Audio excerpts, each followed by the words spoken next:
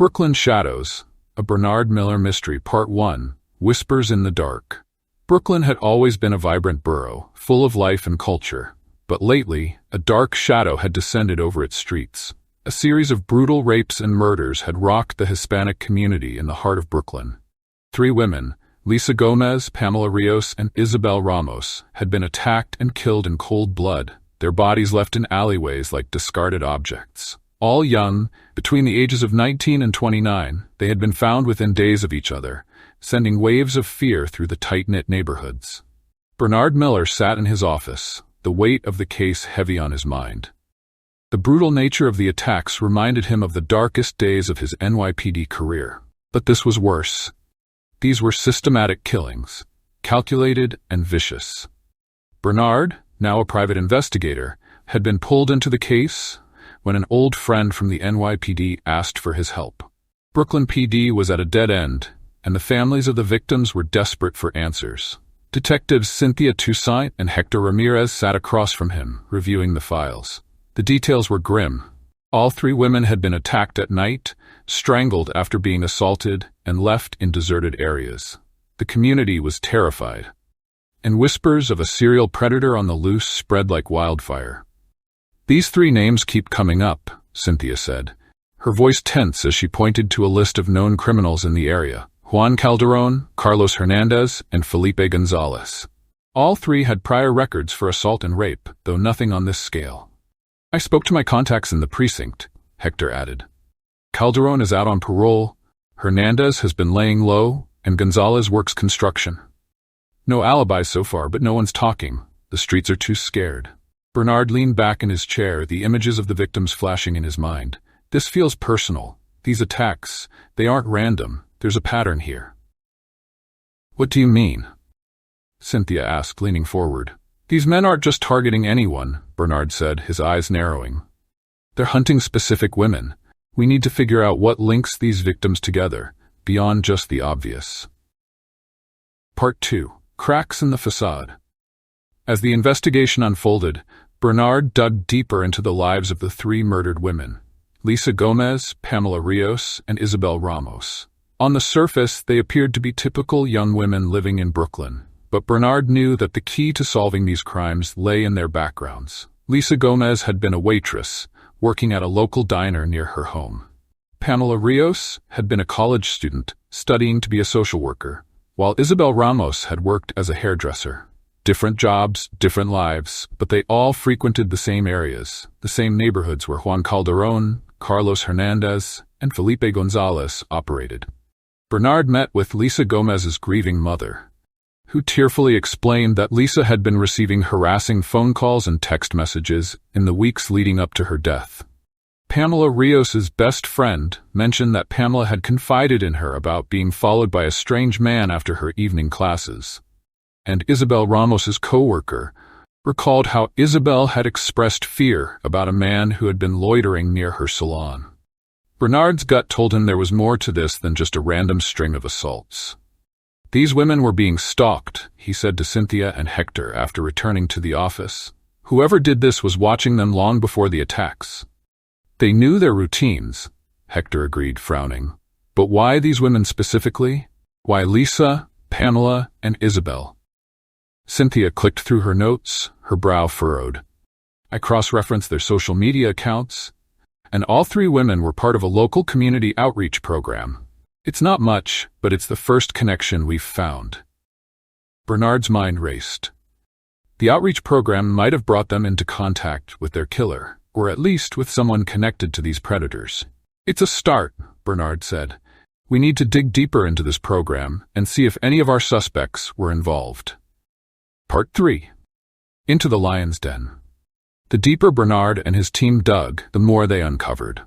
The community outreach program, called Hands of Hope, was aimed at helping struggling families in Brooklyn, providing food, resources, and even counseling services. And as it turned out, both Juan Calderon and Felipe Gonzalez had received assistance from the program during tough times. Calderon had attended group therapy sessions for anger management, while Gonzalez had participated in job training workshops. Bernard's team decided to focus on Calderon first, as his violent past made him a prime suspect. Tracking him down wasn't easy. He had been staying under the radar since being released from prison. But after a few calls to old contacts, Bernard found out that Calderon frequented a bar on the outskirts of Brooklyn, a known hangout for low-level criminals. Bernard, Cynthia, and Hector went to the bar that night, knowing they had to tread carefully. Calderon was unpredictable and dangerous, and any wrong move could send him running. When they entered the dimly lit bar, the stench of stale beer and smoke hung in the air. At the far end, sitting with a group of rough-looking men, was Juan Calderon. "Let's keep this quiet," Bernard said to his team as they approached. "We don't want to spook him." They slipped into a booth near Calderon, close enough to hear his conversation. As they listened, a familiar name came up: Carlos Hernandez. Calderon was talking about meeting up with Hernandez the next day, mentioning something about a deal they were working on. Bernard's instincts kicked in. This wasn't just about petty crime. There was something bigger at play between these men.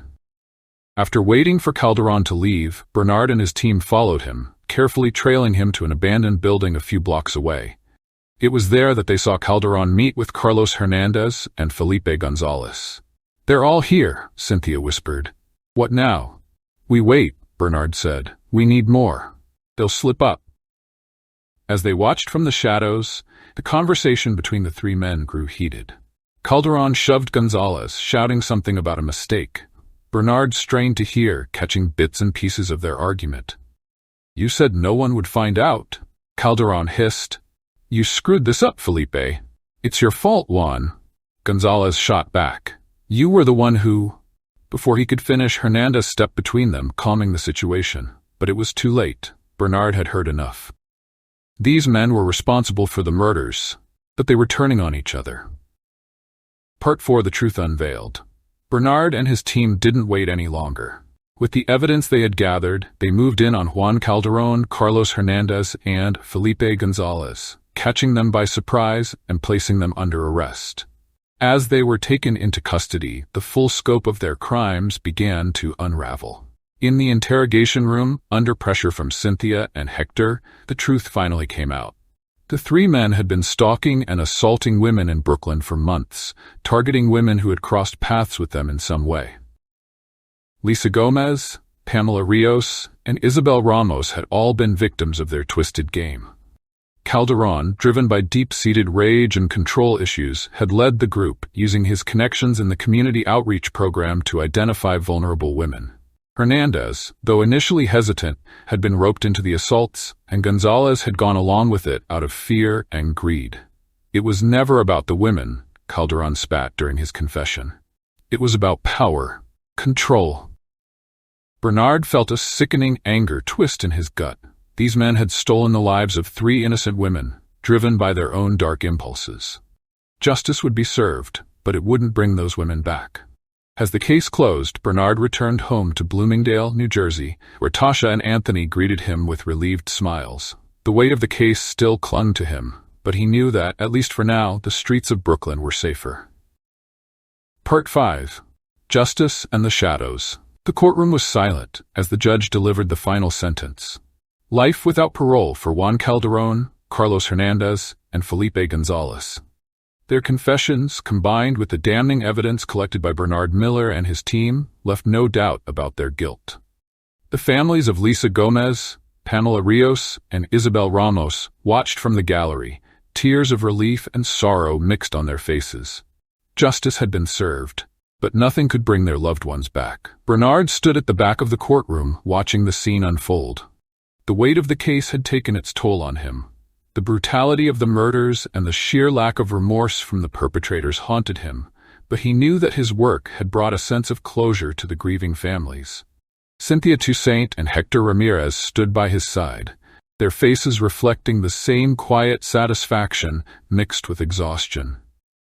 "We got them," Cynthia said softly.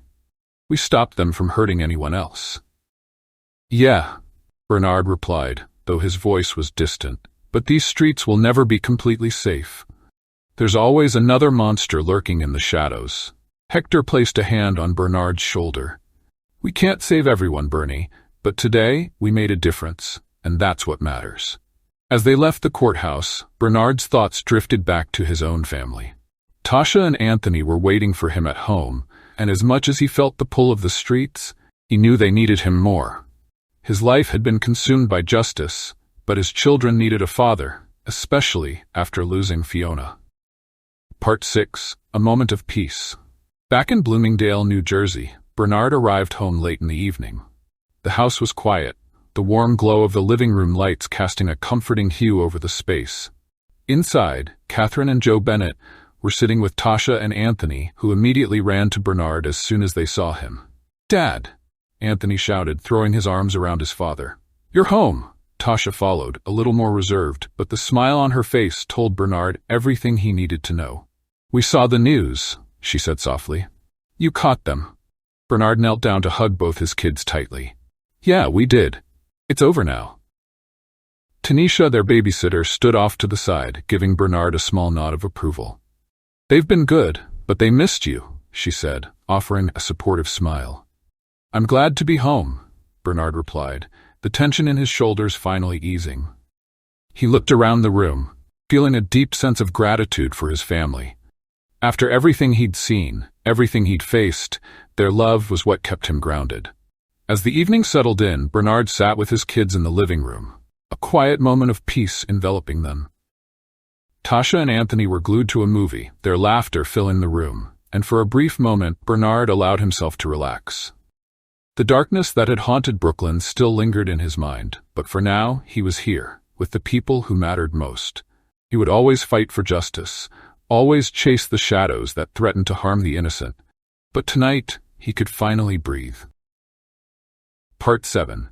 The fight continues. Later that night, as Bernard tucked his kids into bed, he paused outside their rooms, reflecting on the case. The lives of Lisa Gomez, Pamela Rios, and Isabel Ramos would never be forgotten.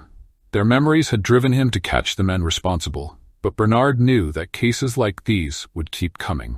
The streets of Brooklyn, New York, hell, the world, were full of darkness, and as long as it existed, he would keep fighting. But for now, Bernard closed his eyes, letting the warmth of home wash over him. His family was safe, and for tonight that was enough. The end.